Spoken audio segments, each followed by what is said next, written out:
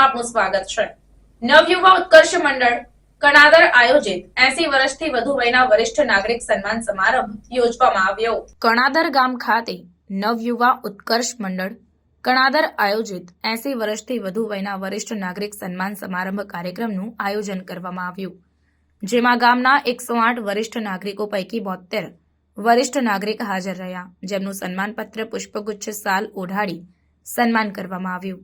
આ કાર્યક્રમમાં ભરતભાઈ મોડિયા, પ્રમુખ ડુંગરી ગરાસિયા સેવા સમાજ ટ્રસ્ટ ગાંધીનગર, કાંતિભાઈ ડામોર, પૂર્વ પ્રમુખ ડુંગરી સેવા સમાજ ટ્રસ્ટ ગાંધીનગર, પ્રવીણભાઈ પરમાર, વહીવટી અધિકારી પોલીસ કમિશનર કચેરી અમદાવાદ, ભારતીબેન મોડિયા, નિવૃત્ત શિક્ષિકા ગાંધીનગર, પીજે અસારી, મહામંત્રી સમસ્ત આદિવાસી સમાજ ગુજરાત રાજ્ય, મગનભાઈ પરમાર, કન્વીનર, અરવલ્લી સાબરકાંઠા સમસ્ત આદિવાસી સમાજ, બાબુભાઈ ખરાડી સાહેબ, નિવૃત્ત બેંક મેનેજર તથા સામાજિક કાર્યકર, બિપિનભાઈ ગામેતી, તાલુકા સદસ્ય વિજયનગર, સરપંચ સેજલબેન શૈલેષભાઈ કટારા, કણાદર ગ્રામ પંચાયત, આ સર્વ મહાનુભાવોની ઉપસ્થિતિમાં તથા મોટી સંખ્યામાં ગ્રામજનો હાજર રહ્યા હતા અને કાર્યક્રમને સફળ બનાવ્યો હતો અને છેલ્લે દાળ ભાત અને શીરોનું સાદું ભોજન લઈ કાર્યક્રમની પૂર્ણાહુતિ કરવામાં આવી હતી।